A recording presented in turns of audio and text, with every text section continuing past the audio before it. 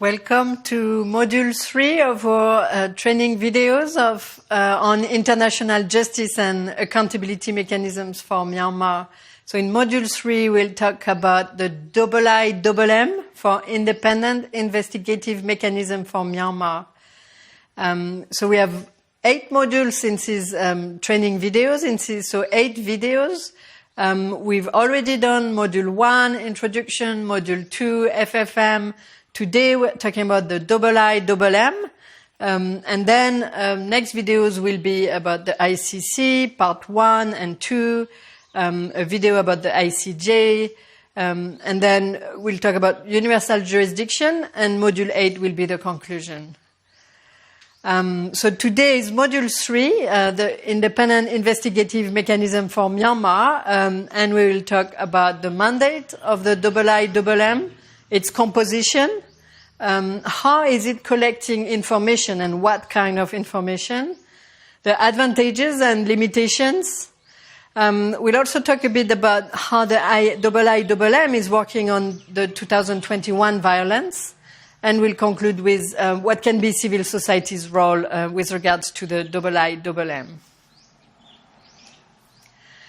So why did we create a IIMM, an investigative mechanism? As you probably know, there is a political blockage at the UN Security Council. There have been calls for the Security Council to either refer Myanmar to the ICC or to create an international tribunal for Myanmar, but it's blocked at the Security Council because permanent members like China or Russia have a veto power. And so there is this accountability gap where maybe under actually the concept of universal jurisdiction, maybe it will be possible in the future to hold trials for crimes committed in Myanmar, but the difficulty is the collection of evidence and how to preserve evidence. So to fill this accountability gap, the UN created a mechanism that is there to collect and preserve evidence to support future courts that might have jurisdiction, like the ICC and others, or courts under universal jurisdiction. And we will explain all of that in the next modules, in the next videos, so I encourage you to watch them. So the IIMM, the IIMM or IIM, was created in September 2018 by the UN Human Rights Council. It was a joint resolution at the Human Rights Council between the European Union, the EU, and the Organization of Islamic Cooperation. So it was unprecedented, this political alliance, to propose this resolution to create the investigative mechanism. And it started in August 2019. The mandate of the IIM is to gather evidence, to collect information and documentation and interview witnesses, to prepare the prosecution of perpetrators in the future. So the idea is that the IIM should prepare the work of national, regional, or international courts or tribunals that may have jurisdiction in the future. So in terms of gathering evidence, the way the mandate was drafted in the resolution is collect, consolidate, preserve, and analyze evidence of the most serious crimes and violations of international law committed in Myanmar since 2011. So you see that this mandate reflects a little bit the mandate of the FFM. It's the same date, it's 2011. The second part of the mandate, to prepare the prosecution of perpetrators in the future, was written in the resolution as prepare files to facilitate and expedite fair and independent criminal proceedings. So it's preparation for the future. The composition of the IIM, there will be 58 staff in the mechanism based in Geneva, in Europe, At the moment, they have almost hired everyone. Maybe 80% of the staff has been hired, and it comprises different kinds of staff, like lawyers, investigators, analysts, but they also have IT experts and support staff, and different kinds of experts, like, for example, experts on sexual and gender-based violence, or experts on the rights of children, and also a military expert. The IIM can get information from different sources. As we've seen before, the IIM received all the information collected by the FFM, the fact-finding mission. You can see module 2 for the FFM. And the IIM can also receive information from civil society organizations, from what we call parties to the conflict, as well as states and governments. And of course, the IIM is also doing its own investigation and interviewing witnesses themselves. So what kind of information must the IIM collect? What are they looking for? It's important to remember that the IIM will focus on the persons most responsible. Of course, there are so many crimes, so many individual perpetrators. The IIM needs to focus on the most responsible people. So, of course, the IIM needs to collect evidence about crimes that happen, but somehow that part is relatively easier than the rest, because they also need to be able to find evidence to prove the modes of criminal responsibility, as we say. So when a crime is committed, there are different people who can be responsible. You have the soldier who kills a civilian, for example. The soldier is committing directly, it's direct commission, right? But maybe their superior or their commander has ordered the killing. They also have a responsibility. And we have different modes of responsibility. For example, command or superior responsibility. And to prove that, you need different kinds of evidence. And for example, the IIM will need to focus a lot on finding evidence to establish the connection between the crimes and the persons the most responsible. That's called linkage evidence. How do you find proof that this top commander was responsible for this individual crime? So here I want us to look a little bit at what are the advantages and the limitations of the IIM. What was positive is that the scope of the investigation is broad. It's not focusing on a specific incident. It's including all the territory of Myanmar since 2011.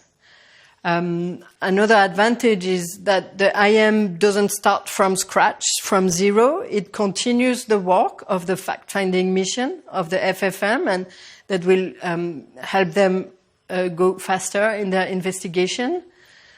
And the IIM cooperates closely with other mechanisms like the ICC, the ICJ, or any other future tribunals that will be seized with these crimes. And the IIM has said that they are sharing already information. They are exchanging evidence with the ICC, and for the ICJ, the International Court of Justice, the IIM said they've shared information with the parties in the case. Another advantage of having the IIM is that it will make it easier to prosecute perpetrators in the future, because tribunals or courts in the future who will try to open a case, they can ask all this evidence from the IIM, but also the IIM will have prepared the files in a way that they can be used in a trial. And as we said already, the information that they collect can be used at the ICC, the ICJ, but also other courts, like under universal jurisdiction, like in Argentina. And we will see that in the other videos in this training. Another advantage of the IIM is that they have to report regularly to the Human Rights Council and the General Assembly of the United Nations. So each year there are reports, they go and they talk, and they also publish reports, and they are public. So we can access the reports from the IIM where they explain what work they have done and how they have done, how they have made progress on their different work. What's interesting is that in their reports they have started saying how they analyze, what findings, what do they think of the crimes that they are documenting. So that can be helpful in also establishing the truth about what happened. A very big advantage of the IIM at the moment is that the mandate is ongoing. It's not limited to the past. So it's not only looking at crimes in the past. It's competent for the future, and so it can monitor events and gather evidence of new crimes happening right now. But of course, the IIM has limitations, and the most important one is that it cannot prosecute any perpetrators. The IIM is not a court, it's not a tribunal, so it cannot hold a trial, it cannot punish the perpetrators. And also importantly, the IIM is being denied access to Myanmar by the military, so the investigators cannot go inside Myanmar. Also, the exact work of the IIM might not be entirely known to the public. I've said before that they are doing reports to the UN, and the reports are public, but they are probably not, they are not explaining every detail of what they're doing or their findings, obviously for security reasons or strategic reasons. So it's not like with the FFM, where the FFM published these very big reports with details about human rights violations and details about responsibilities and who were the perpetrators and different analyses. So that's also a limitation of the IIM. As I said before, the mandate of the IIM is ongoing, so it can document crimes that are taking place right now. And in fact, since the coup in February 2021, the IIM has made several statements saying that they are monitoring the situation, they are documenting the crimes. So the IIM is not only about documenting crimes from the past, but also monitoring and documenting violations committed since the February 2021 coup. And in fact, the head of the IIM has called for people with information on orders and policies that are illegal under international law to contact the IIM. So the IIM has asked for people to provide evidence, if they can, to prove the responsibility of those in high leadership positions. And regarding the violence in 2021, the IIM has also made its analysis public, and it stated clearly that their preliminary analysis indicates that crimes against humanity have likely been committed as part of systematic and widespread attacks on civilians, including murder, persecution, imprisonment, sexual violence, enforced disappearance, and torture. All these crimes that have been committed since the coup in 2021, the IIM says that very likely they qualify as crimes against humanity. And I encourage you to watch Module 1 of this training to have more information about the definition of those crimes.